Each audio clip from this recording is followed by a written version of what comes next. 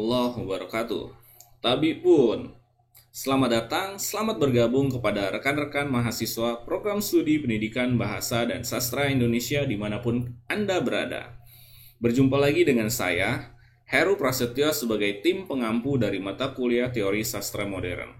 Teman-teman, kali ini kalian akan memasuki area baru, materi baru yang akan menambah wawasan dan cakrawala kalian terkait dengan teori sastra modern. Jika sebelumnya teman-teman telah menyelami terkait dengan pendekatan ekspresif seperti psikologi sastranya Sigmund Freud, Carl Gustav Jung, kali ini kalian akan saya ajak untuk mencoba berkenalan dengan salah satu teori yang datang dari negeri nun jauh di sana. Salah satu pendekatan objektif tentunya. Apa itu? Formalisme Rusia. Yuk, kita mulai berkenalan terkait dengan kesejarahan dan bagaimana teori ini nantinya akan diaplikasikan oleh teman-teman. Kita ikuti paparan yang berikut ini. Baiklah teman-teman, kita akan melanjutkan materi yang tadi saya sebutkan di awal terkait dengan formalisme Rusia. Kawan-kawan, teori ini sebenarnya saya memandangnya menjadi sebuah teori yang amat sangat krusial. Mengapa? Karena jika salah melangkah nanti teman-teman akan dibuat bingung. Dibuat gamang. Karena memang nantinya jika dilihat mudah, sebenarnya mudah. Tapi kalau misalnya teman-teman nantinya tidak fokus dan tidak teliti, akan rumit melakukan praktik dalam melakukan aplikasi teori formalisme Rusia ini terhadap kajian karya sastra. Tapi tidak apa-apa, kita pelan-pelan menyelami dan berkenalan, dan semoga saya sih sangat berharap teman-teman nantinya bisa paham dan tidak terlalu pusing gitu. Jadi sekali mendengarkan, sekali menyimak ya sudah bisa langsung cun lah ya, bisa langsung connect gitu. Jadi tidak perlu diulang ataupun tidak perlu nanti teman-teman bertanya lebih jauh. Pun kalau misalnya bertanya, saya selalu menyampaikan bahwa jika ada pertanyaan ataupun pendapat, teman-teman bisa berkomentar di mana video ini ditautkan, yaitu di YouTube, atau silakan tuliskan kolom komentar kalian itu di diskusi yang ada di Fiklas Unila ACID. Jadi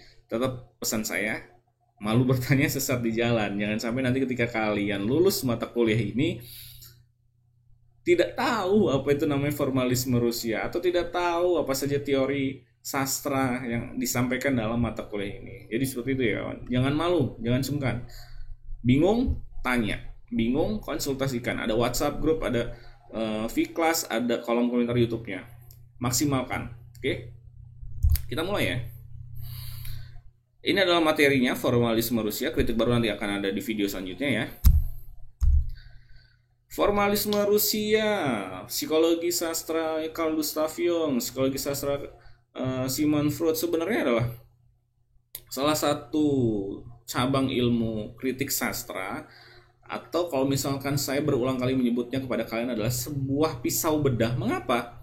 Ya jelas namanya pisau, ketika digunakan untuk sesuatu membedah, jelas ketika dibedah kan langsung terbuka ya isi di dalamnya, entah itu bikisan ataupun ya sejenisnya lah. Kalau misalnya bedah manusia ketika kulit dibelek itu kan misal perut keluar semua gitu. Nah, ketika kalian menggunakan teori ini, tujuannya utamanya adalah kalian bisa menyibak makna terpendam ataupun tujuan dari penulis menulis atau menghasilkan sebuah karya sastra.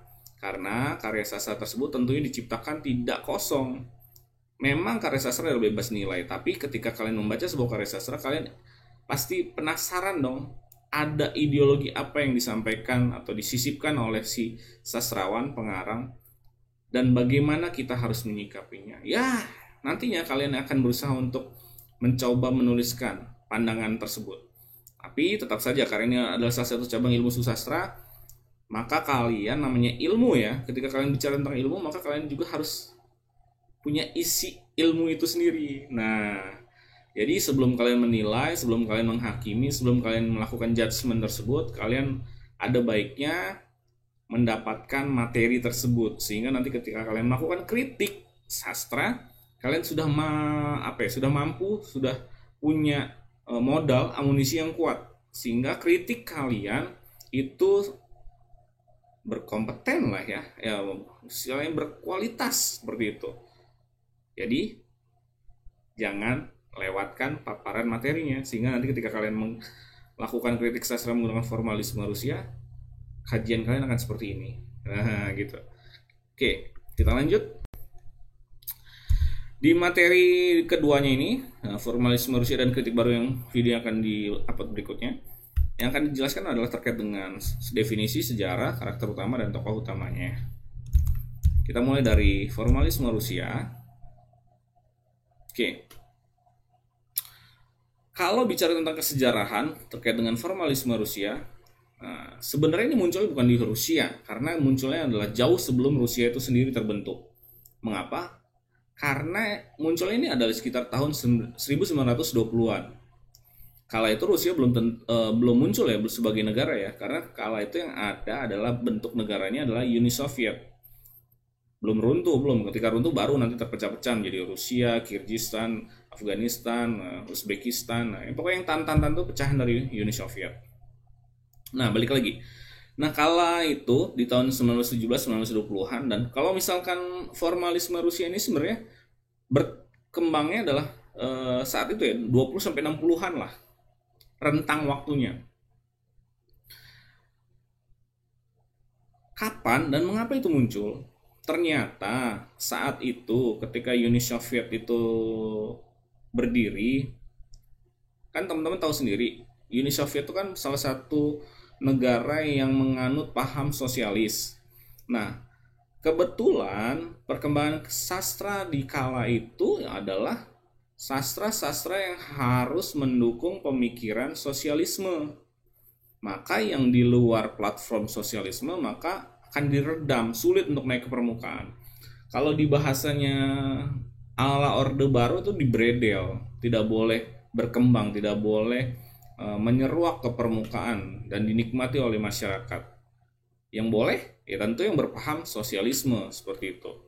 Dan teman-teman formalis merasa berkeberatan, dan mereka yang tergabung dalam Society for the Study of Poetics, bahasa Rusianya saya agak bingung ngebacanya ya. Itu silakan baca sendiri karena saya bukan ahli bahasa Rusia. Jadi saya baca yang bahasa Inggrisnya saja. Nah, Society for the Study of Poetic Language ini mencoba memfasilitasi untuk teman-teman sastrawan, teman-teman penikmat sastra untuk dapat menyuarakan karyanya tanpa harus mengikuti apa yang digariskan oleh pemerintah kala itu, yaitu harus berpaham sosialis atau berplatform sosialis. Tidak. Nah, ini adalah reaksi mereka. Formalisme Rusia ini seperti itu. Formalisme Rusia sendiri adalah reaksi terhadap pendekatan sastra yang bersifat positivistik, yang merupakan pendekatan yang didasari oleh filsafat positivisme, yaitu suatu paham yang menganggap bahwa ilmu pengetahuan itu harus berasaskan fakta yang dapat diamati. Ilmu pengetahuan yang tidak didasarkan pada keterangan panca indera, menurut paham tersebut ditolak karena dianggap sebagai spekulasi kosong. Sementara pemikiran positivisme itu memiliki pengaruh kuat pada pemikiran pada umumnya, terutama para ahli sastra kala itu. Dan ternyata kaum formalis tidak setuju dengan ini. Mengapa? Teman-teman formalis ini inginnya, fokusnya, karya sastra itu harus dilihat dari karya sastra itu sendiri. Objek karya sastra itu sendiri tidak boleh keluar dari objek sastranya. Nah, tuh kata kuncinya. Fokusnya kepada objektivitasnya. Oke, catat satu. Kita lanjut lagi ya, pelan-pelan. Kalau bingung pegangan atau tanya. Karakter utama dari formalisme Rusia. Yang pertama, gagasan baru. Apa itu gagasan baru? Nah, gagasan baru tentang bentuk. Nah, lanjutan dari tadi ya. Bukan sebagai amplop, tetapi dipandang sebagai sesuatu yang lengkap, konkret, dinamis, dan mandiri. Tadi dikatakan bahwa kalau positivisme itu memandang terkait dengan ilmu pengetahuan berdasarkan dengan sesuatu yang nyata. Formalis ingin melihatnya sebagai sesuatu yang objektif. Karya sastra yang dilihat dari karya sastra itu sendiri gitu. Tidak boleh dikait-kaitkan. Nah, makanya mereka melihat karya sastra itu dilihat dari bentuknya. bukan sebagai amplopnya atau kulitnya, tidak boleh. Tapi lihat isinya, bentuknya. Nah, kata kunci itu. Berikutnya terkait dengan tataran bahasa. Perbedaan formalis yang paling mendasar adalah di bahasa puisi itu sendiri. Di bahasa puisi sendiri. Mengapa? Karena teman-teman pernah ingat kan, kalau bahasa puisi, bahasa karya sastra itu tentunya berbeda dengan bahasa konkret. Bingung? Ketika kalian punya kata ibu, secara leksikal, ibu itu adalah pasangan dari ayah atau orang yang melahirkan kita. Itu bahasa konkret menurut kamus leksikal. Tapi kalau bahasa puisi, bahasa karya sastra, ibu bisa dimaknai dengan beragam cara. Misal, ibu negara, ibu pertiwi. Ibu negara mungkin bisakah dimaknai sebagai ibu dari negara? Tentu tidak. Ibu pertiwi, apakah ibunya pertiwi? Ya bisa jadi sih pak, anaknya mungkin namanya pertiwi. Tapi maksudnya ibu pertiwi itu adalah tanah air ya. Ada lagi ibu kota, ya saya lupa. Ibu kota, apakah ibu dari si kota? Nah kan, ada pemaknaan yang harus kita cari dan kita sinkronkan dengan konteks di mana kata ini digunakan. Dan kaum formalis ingin melihat ini sebagai sesuatu yang objektif, dilihat dari bentuk bahasanya itu sendiri. Jangan dikait-kaitkan dengan pengetahuan lain, entah itu sosialisme, entah itu sosiologi, psikologi, seperti itu. Fokus saja kepada bahasanya, pilihan katanya, atau metaforanya, personifikasinya, hiperbola. Ya, pokoknya fokus kepada karya sastra itu sendiri. Jangan yang lain-lain. Nah, itu yang terkait dengan nomor 3 ya. Fokus kepada sastra. Untuk mengisolasi studi literatur dari fitur sekunder insidental. Nah, tadi saya bilang, kaum formalis tuh nggak mau kalau misalkan sastra dikait-kaitkan dengan psikologi seperti pandangan yang kemarin ya, yang ekspresif ya, atau dikaitkan dengan filsafat atau sejarah. No, tidak, karena mereka ingin fokus bagaimana nanti teman-teman pembaca menikmati apa yang dihasilkan oleh para sastrawan. Apa itu? Tentu saja kata per kata yang dihasilkan oleh sastrawan itu sendiri dalam bentuk karya sastranya, baik itu puisi, prosa, dan sejenisnya. Jadi jangan kaitkan aku dengan yang lain sih. Fokus kepada aku saja gitu kata karya sastranya. Oke, itu ya karakter utamanya. Ingat kata kuncinya. Berikutnya, mereka kaum formalis bersatu untuk suatu studi sastra yang ilmiah sebagai suatu pengetahuan yang otonom dengan menggunakan metode prosedurnya sendiri. Tadi sudah dijelaskan ya. Nah, ini yang paling baru, kata kunci berikutnya. Mereka cenderung membuat karya sastra menjadi aneh, yaitu bentuk defamiliarisasi. Jangan bingung, jangan goyah lagi, ya, kuatkan pendirian teman-teman. Kalaupun agak asing dengan istilah ini, nanti kita akan bahas pelan-pelan. Memang istilahnya agak sedikit menjebak. Kita lanjutkan ya. Formalisme sendiri mengacu pada kecenderungan kritis yang muncul selama paruh pertama abad kedua dan abad ke-20 dan mencurahkan perhatiannya untuk berkonsentrasi pada struktur formal sastra secara objektif. Fokusnya kepada struktur formal sastra secara objektif. Jadi tidak akan melepaskannya dan tidak akan pernah mengaitkannya dengan dunia luar yang luas, ilmu pengetahuan lain yang amat sangat banyak. Fokusnya kepada teks yang ada di depan mata. Oke, lanjut ya. Ini adalah terkait dengan para inisiator ya, bisa dibilang ya, atau pionir ya dalam perkembangan formalisme Rusia. Yang pertama adalah Viktor Shklovsky. Ia adalah seorang penulis dari Art as Technique, salah satu pernyataan sentral dari teori formalis. Nanti teman-teman bisa mencari PDF-nya. Ini amat sangat banyak kok dan bisa diakses secara free atau gratis kok. Lalu yang kedua, Mikhail Mikhailovich Bakhtin, terkenal karena filosofi bahasanya yang radikal serta karyanya tentang novel yang didukung oleh konsep-konsep seperti dialogisme, polifoni, dan karnaval. Tapi yang lebih terkenal dari tiganya adalah dialogisme dari Bakhtin. Ini kajiannya amat sangat banyak dan sering digunakan oleh teman-teman dari kritikus sastra. Karya utama Michael Bakhtin adalah The Dialogic Imagination for Essay tahun 1930. Berikutnya ada Roman Jakobson. Nah, nanti Roman Jakobson, kalau kalian bingung bisa cek video saya di Stilistika, di playlist Stilistika, itu ada terkait dengan teori Roman Jakobson, khususnya terkait dengan komunikasi. Beliau memaparkan tentang komunikasi itu bukan hanya menyampaikan informasi dari satu ke yang lain. Ternyata teori komunikasinya Jakobson ini banyak, ada 6. Fungsi keindahan, fungsi referensial, dan saya spoiler, jika ingin paham, jika ingin sedikit curang, cek aja yang di atas ya. Nanti kalian bisa lihat tautannya, silahkan klik terkait dengan teori komunikasi Roman Jakobson. Karya Roman Jakobson yang terkenal adalah Linguistic and Poetic. Ini adalah yang mendasari terkait dengan teori komunikasi tadi. Silahkan diakses. Oke, kita lanjutkan. Kaum formalis menolak anggapan bahwa teks sastra adalah pencerminan individu atau gambaran masyarakat.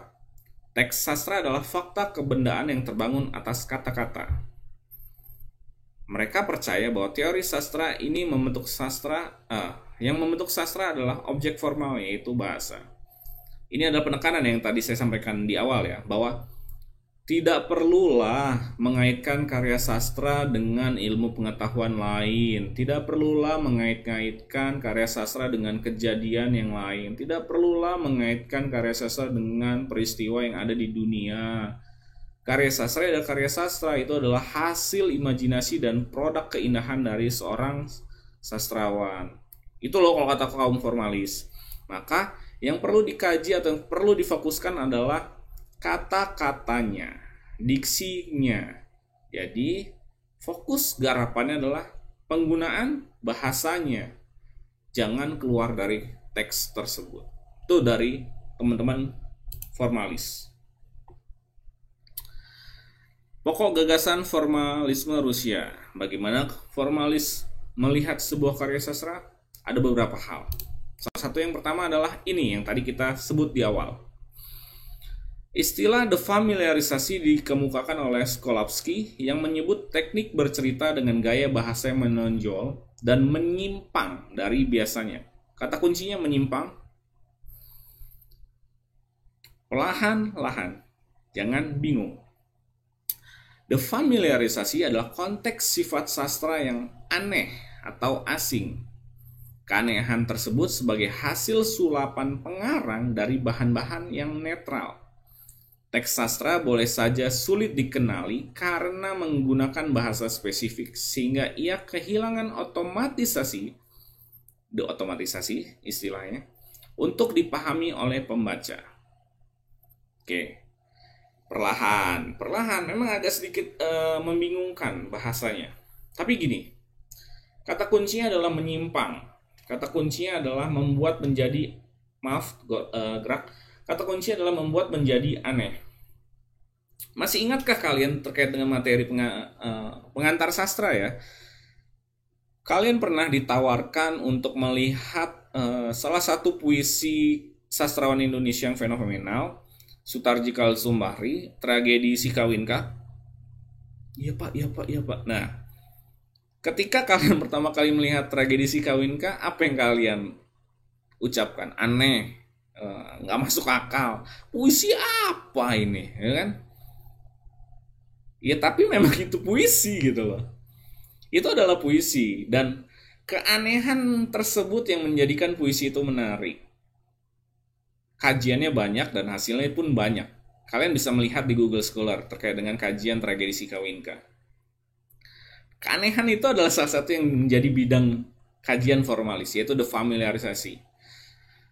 Membuat aneh untuk tujuannya adalah teman-teman penikmat itu menjadi penasaran dan semakin dekat, semakin fokus membaca, menikmati, menyelami, mengkritisi karya sastra itu sendiri.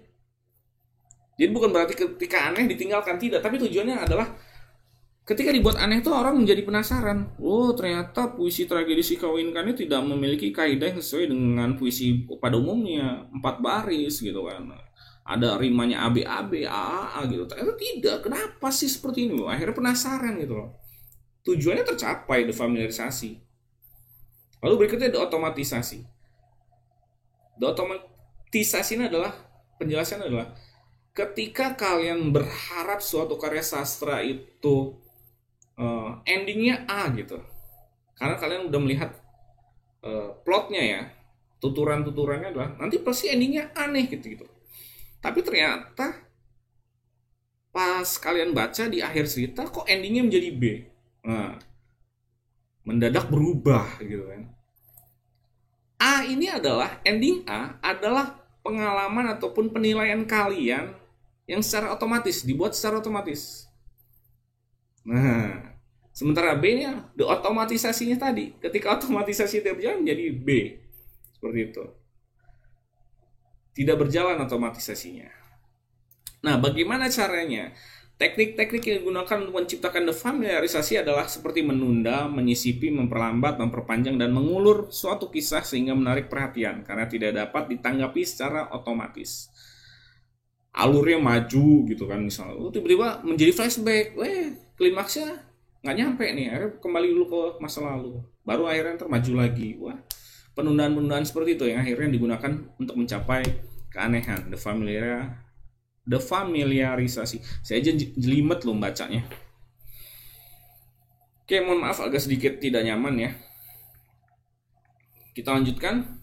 Yang berikutnya gagasan di formalisme Rusia selain defamiliarisasi dan deotomatisasi, yaitu teori naratif.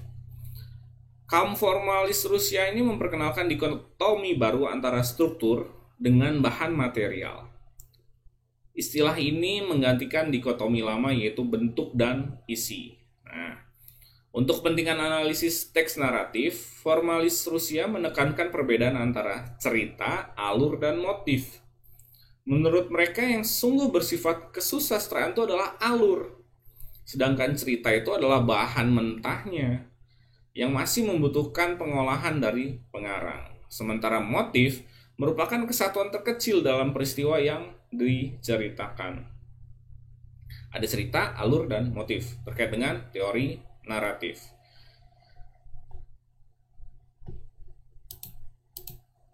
Sementara gagasan berikutnya adalah terkait dengan analisis motif. Ini dikenalkan oleh Boris Tomaszewski.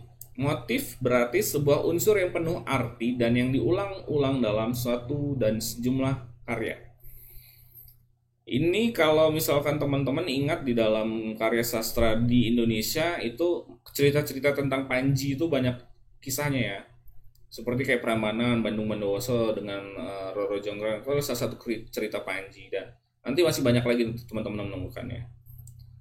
Tokohnya mungkin bisa saja berbeda, tapi ceritanya ya tetap sama gitu. Ada pangeran, ada putri, kisah cinta, patah hati, kesetiaan, sejenis-sejenis itulah. Kalau di luar ada cerita tentang Oedipus kompleks. Dan ini adalah disebut Tomaszewski itu sebagai alur terkecil. Motif itu alur terkecil, seperti tadi di teori naratif. Tapi motifnya dijelaskan lagi oleh Tomaszewski, itu ada motif terikat dan motif bebas.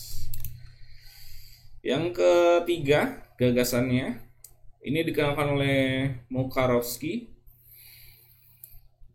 Nah, istilah dua ini, politik dan objek estetik ini, mengacu pada penempatan suatu karya sastra dalam suatu model komunikasi yang meliputi relasi pengarang, teks, dan pembaca. Jadi ada keterkaitan dari tiga hal tersebut.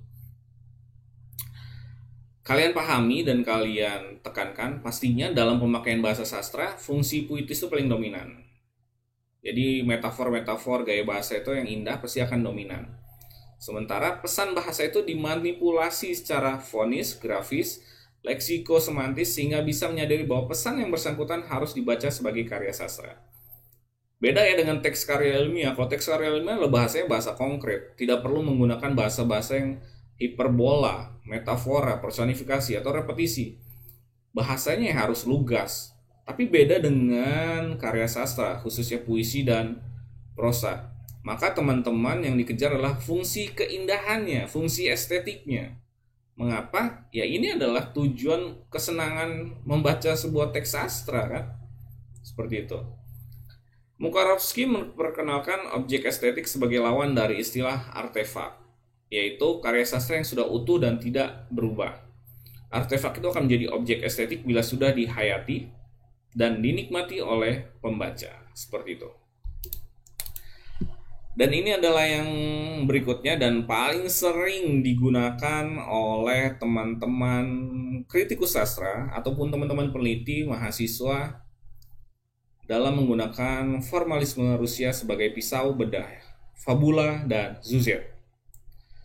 Kaum formalis menyatakan bahwa kesusastraan itu mendefamiliarisasi kenyataan dan juga mendefamiliarisasi karya itu sendiri. Rumit ya. Dibikin sederhana aja gini. Fabula itu sebenarnya adalah bahan mentah. Fabula adalah bahan mentah yang nanti akan yang akan diolah oleh sastrawan menjadi sebuah karya sastra. Fabula itu biasanya akan berbentuk sebagai fakta, realita, kenyataan, peristiwa. Jadi yang benar-benar realita, benar-benar terjadi, itu adalah fabula. Sementara zuzet itu adalah plot atau struktur naratif yang disebutkan di awal. Zuzet itu adalah defamiliarisasi.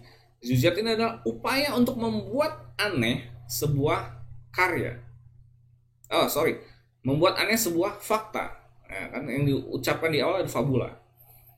Jadi fabula itu fakta dibuat aneh. Nah, setelah dibuat aneh dan berhasil dibuat aneh itu adalah zuzet.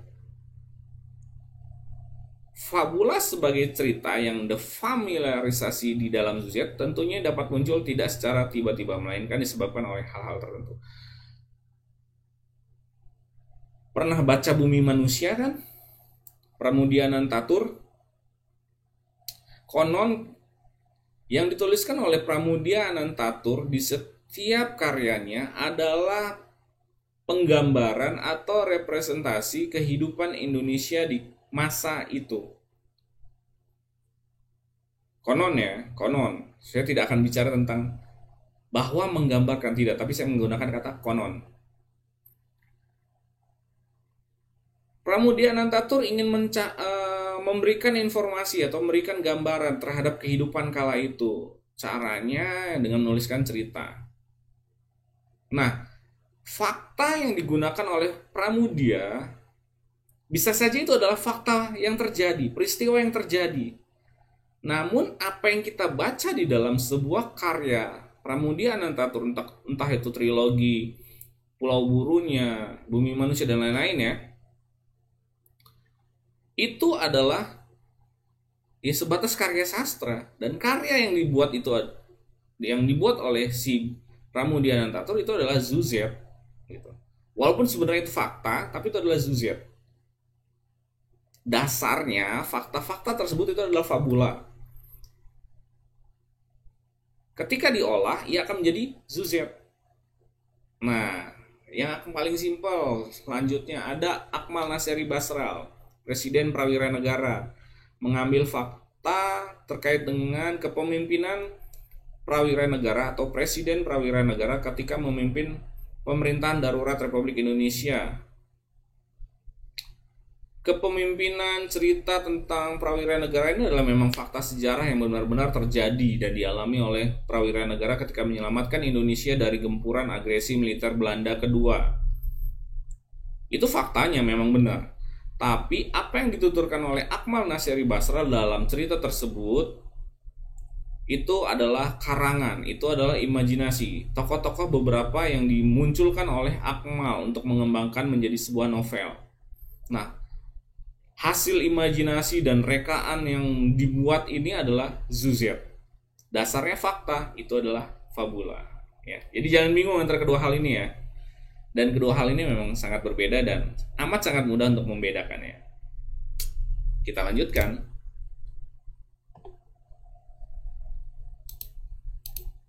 Masih. Oke, kita lanjut ke berikutnya yaitu foregrounding.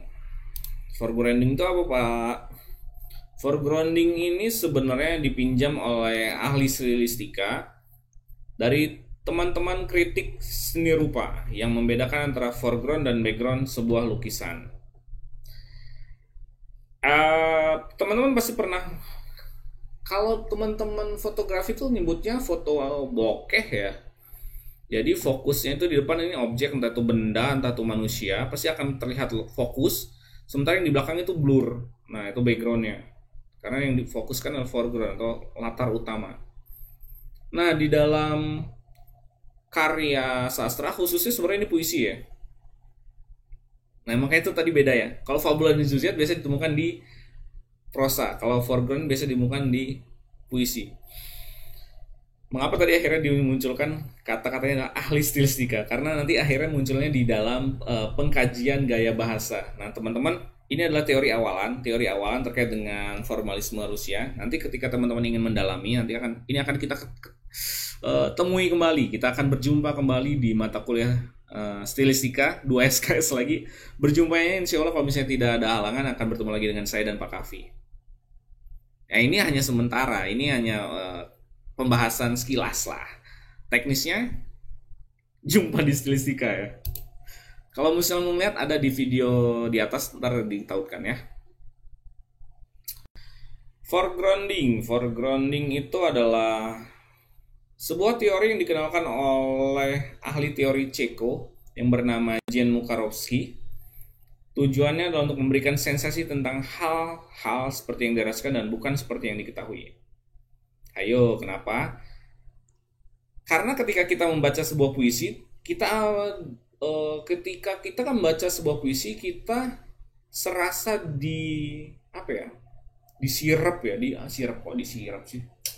dihipnotis dengan keindahan, fungsi estetis yang dimunculkan oleh diksi, pilihan kata, dan penggunaan gaya bahasa sastrawan. Seperti itu. Tapi bukan seperti yang diketahui. Jadi bukan hal-hal yang tidak penting di luar konteksnya ini sendiri. Jadi fokusnya kepada penggunaan gaya bahasa itu sendiri. Gagasan ini sendiri dipinjam dari Sekolah Linguistik Praha yang digunakan oleh Lich and Short untuk merujuk pada penyimpangan yang termotivasi secara artistik. Penyimpangan yang artistik. Seperti apa itu? Dia akan biasanya muncul terhadap tingkat fonetiknya berupa aliterasi, sajak dan rima, gramatikal, inversi elipsis, tingkat semantik, metafora, dan ironi. Efek langsungnya membuat objek menjadi aneh dan mencapai defamiliarisasi. Tetap kuncinya adalah membuat aneh. Anehnya itu bukan aneh yang ada dalam pikiran kalian ya, jangan diotomatisasi. Anehnya adalah ketika kita membaca, kita tuh tertarik gitu. Ketika kita membaca tuh kita ingin mengulasnya. Mengapa ini menjadi wah gitu? Kok bisa ya gaya bahasanya kok indah gitu ya? Itu adalah tujuannya dari foregrounding ini sendiri.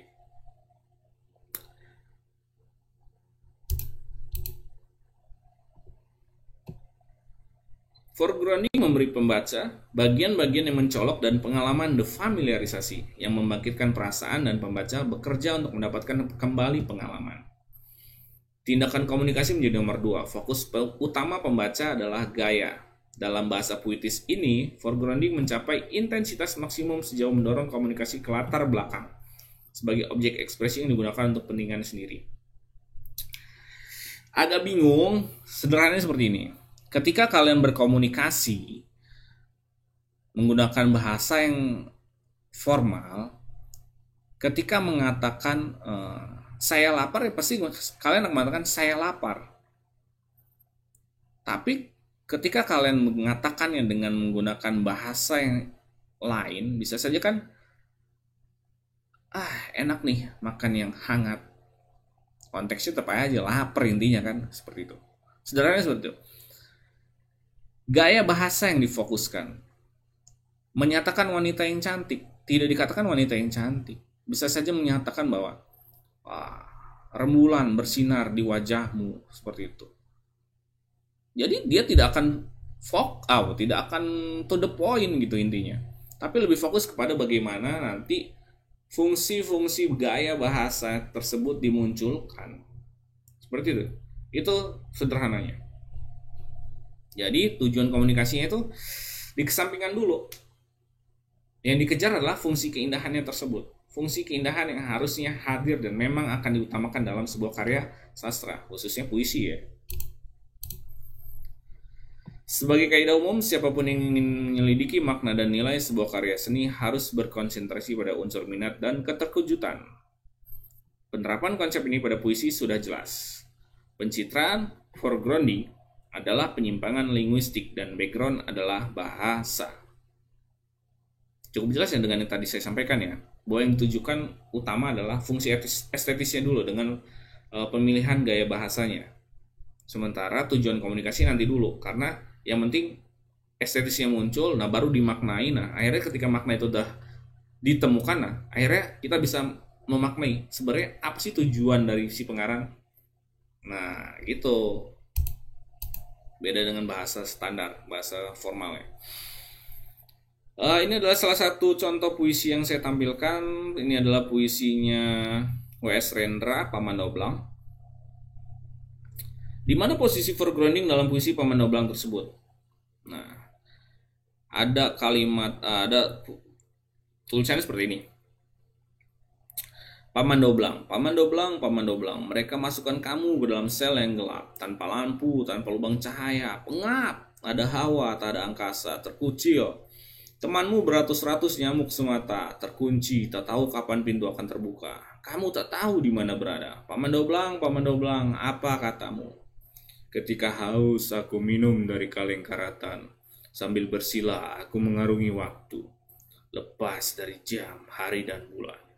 Aku dipeluk oleh wibawa tidak berbentuk, tidak berupa, tidak bernama. Aku istirahat di sini, tenaga gaib memupuk jiwaku. Mengapa saya membaca dengan intonasi yang berbeda? Karena memang sebenarnya ketika W.S. Rendra membacakan juga ada pembeda dalam membaca puisi ini. Ya nanti teknisnya di stilistika ya, saya tidak akan menjelaskan di sini. Di mana posisi foregroundingnya? Bingung? Baca lagi. Ketika haus aku minum dari kaleng karatan. Masuk akal nggak? Minum dari kaleng karatan, bisa dibayangin loh. Diare nanti. Waktu diarungi, emang dia ombak lautan. Loh. Dipeluk oleh wibawa. Wibawa itu emangnya sesuatu ya, seseorang.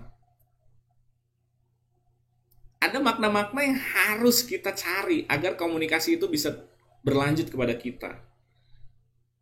Tujuannya, defamiliarisasi tercapai. Oke. Foregrounding, kalau di luar karya sastra itu adalah bahasa cenderung diotomatiskan, digunakan secara rutin. Kita gunakan contoh yang di awal tadi, ibu dalam bahasa kita, bahasa Indonesia secara leksikal atau dalam kamus, ibu adalah pasangan dari ayah, orang yang melahirkan kita. Tapi dalam karya sastra bisa saja disebutkan sebagai ibu pertiwi, ibu kota, ibu negara. Ya kan? Menggagalkan otomatisme kita. Karena secara leksikal kita tahu bahwa ibu itu adalah, pemahamannya adalah tadi, pasangan ayah, orang yang melahirkan kita. Tapi kita tidak bisa memaksakan pemaknaannya secara otomatis, tidak. Ya kan? Karena foregrounding di dalam karya sastra ditentang untuk pemaknaan seperti itu. Nah, bisa membedakan ya. Bagaimana perangkat fitur foregrounding dalam sebuah karya sastra? Ia akan muncul dalam dua hal, yaitu bentuk deviasi dan paralelisme. Deviasi itu apa?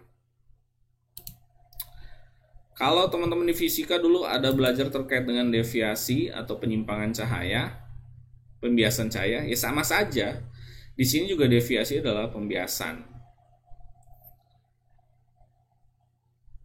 Topik ini tentang bagaimana dan mengapa penulis mengembalikan bagian dari teks mereka dan apa arti dan efek yang terkait dengan foregrounding ini.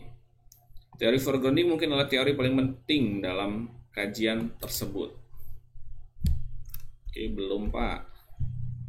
Dan analisis foregrounding bisa dibilang merupakan bagian terpenting dari analisis gaya teks apapun.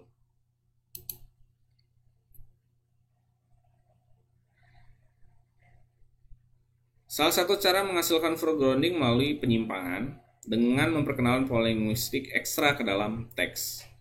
Cara paling umum untuk memperkenalkan pola tambahan ini adalah dengan mengulangi struktur linguistik lebih sering daripada yang biasanya kita harapkan untuk membuat bagian teks paralel satu sama lain. Jadi misalnya jika Anda melihat 3 kalimat dari paragraf sebelumnya, Anda akan merasa bahwa kalimat tersebut sejajar satu sama lain. Mereka memiliki struktur tata bahasa keseluruhan yang sama, paralelisme tata bahasa, dan beberapa kata diulang di lokasi sintaksis yang identik. Seperti itu. Penyimpangan terjadi ketika memiliki seperangkat aturan, tapi dilanggar dalam beberapa cara. Nah, seperti font ini berubah. Sebenarnya gini, ketika kalian melihat ini kan harusnya semuanya fontnya sama ditulisnya. Tapi tiba-tiba ini menjadi bold dan italic. Ini kan adalah sebuah penyimpangan. Itu sederhananya. Ketika ada tataran, misalkan kayak tadi si kawin kah, harusnya kan puisi itu ada rima, puisi itu ada bait dan baris. Nah itu adalah aturan, tapi aturan dilanggar. Nah itu adalah deviasi atau penyimpangan. Masih dengan puisi yang sama tadi, ada penyimpangan. Nanti kajiannya lengkapnya akan kita ketemu di stilistika. Bagaimana deviasi muncul? Bisa saja dia muncul sebagai deviasi leksikal berkaitan dengan kata, deviasi gramatikal tata bahasa bentukan kata, deviasi fonologis terkait dengan bunyi, deviasi grafologi terkait dengan keaksaraannya, semantik pemaknaan, dialektis dialektika, register dan historis atau kesejarahan. Kita akan bahas ini secara mendetail di dalam kajian stilistika. Berikutnya setelah deviasi ada paralelisme. Tuan tulis tuh dalam stilistika karena memang ini kajian stilistika. Ada puisi Sapardi Djoko Damono, bisa saya bacakan saja ya. Judulnya adalah Sajak-sajak kecil tentang cinta. Mencintai angin harus menjadi siut, mencintai air harus menjadi ricik, mencintai gunung harus menjadi terjal, mencintai api harus menjadi jilat, mencintai cakrawala harus menebas jarak, mencintaimu harus menjelma aku. Apa yang paling sentral dan paling bisa kalian simpulkan dari puisi ini? Ada keteraturan, ada ya keteraturannya, ada mencintai, ada harus. Di sini juga mencintai harus, mencintai harus, mencintai harus. Ada pola yang terulang, keteraturan yang terulang. Nah, paralelisme adalah perangkat retoris yang dicirikan oleh keteraturan yang berlebihan atau struktur yang sensitif. Kalau tadi itu ada terkait dengan repetisi, pengulangan ya. Misalnya ada di sajaknya, asonansinya, aliterasinya atau metran. Terjadi di semua tingkat bahasa, baik fonologis, sintaksis, dan morfologis. Kadang, efek dari frase yang diulang dalam puisi akan menekankan suatu perkembangan atau perubahan melalui kontras pada kata-kata yang mengikuti frasa yang identik. Jadi ketika baca puisi tadi di awal kan, ada kenyamanan ya ketika membacanya, ada keteraturan dan menjadi sebuah pattern ya, pola, bahwa ini adalah puisi yang bermain dengan kesejajarannya itu sendiri. Paralelisme lebih dari sekedar pengulangan struktur. Pikiran yang diungkapkan oleh pola berulang juga diulang. Jadi tadi mencintaimu harus. Jadi ada sebab akibat, ada kausalitas ya. Ketika kita bicara tentang benda-benda yang paralel, maka benda itu memiliki gaya yang sama dan memiliki nada yang sama. Seperti itu. Jadi misalkan ini ada kata kalimat dia adalah seorang pemuda yang lembut, dia adalah seorang pria yang muda dan penuh kasih sayang, dia adalah pria yang diinginkan semua orang. Nah, di contoh ini adalah pikiran berulang adalah tentang seorang pria yang muda dengan kasih sayang sangat hangat. Perulangan, repetisinya. Tujuannya apa? Yang pertama, memperkuat gagasan tentang pentingnya teks keindahan tersebut. Lalu yang kedua terkait dengan Dalam prosa bertujuan untuk menyenangkan pembaca karena bermain dengan keteraturan, berkaitan dengan rima, sajaknya, itu akan membuat kita lebih nyaman, lebih bisa tertarik ya ketika membaca sebuah karya sastra tersebut. Nah, bagaimana nantinya analisis formalisme ini diterapkan dalam karya sastra? Ada dua hal. Yang pertama, di puisi ini yang harus kalian lakukan tahapannya adalah pembacaan secara seksama, pencarian frasa atau kalimat yang berbeda, frasa atau kalimat sehari-hari, dan memberikan tafsir terhadap frasa atau kalimat yang unik. Gaya bahasanya tentunya, baik itu metafora dan lain-lainnya. Lalu terkait dengan prosa ataupun cerita novel dan sejenisnya, cerita pendek, tahapan yang dilakukan adalah identifikasi fabula dan zuzetnya, identifikasi motifnya, pengelompokan motif-motifnya, dan pembuatan peta motif yang bentuk karya menjadi satu kesatuan. Itu kalau misalkan teksnya banyak, jadi kalian bisa melakukan kajian mana benang merah yang digunakannya, seperti itu. Jadi ada dua hal. Nanti teman-teman jika ingin melihat bagaimana kajian formalisme digunakan ya, bisa dilihat lagi video yang pernah kita buat terkait dengan streaming beberapa hari yang lalu. Oke. Demikian teori sastra modern untuk sesi 9. Terima kasih atas kesediaan dan kesediaan teman-teman.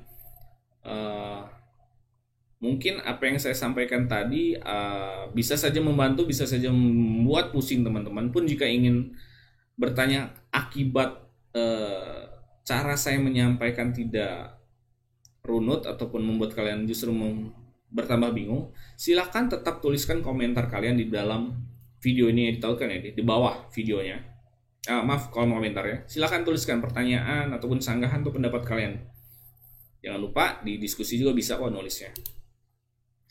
Terakhir pesan sponsor terkait dengan COVID-19 yaitu teman-teman disarankan untuk mencuci tangan menggunakan sabun di air mengalir jika usai keluar dari usai keluar ya. Jangan lupa pakai masker. Yang terakhir, jangan berkerumun, kurangi mobilitas, COVID itu tuh masih ada. Oke, sekian pemaparan dari saya terkait dengan teori formalisme Rusia. Mudah-mudahan teman-teman tercerahkan dan teman-teman tidak pusing kepalanya. Pun kalau misalnya pusing ataupun menjadi panas, ya alhamdulillah artinya kalian berpikir dan berusaha untuk mencerna apa yang dipaparkan dalam video di sebelumnya, video di sana. Jadi kalau misalnya pun pusing ya nggak apa-apa, artinya wajar. Dan sekarang giliran saya untuk pamit. Sekali lagi terima kasih atas kesetiaan, susah ternyata. Ya, setia itu susah. Kesetiaan dan kesediaan teman-teman dalam menyaksikan video ini. Kita jumpa lagi di teori berikutnya, di paparan video berikutnya. Terima kasih, sehat selalu. Wassalamualaikum warahmatullahi wabarakatuh.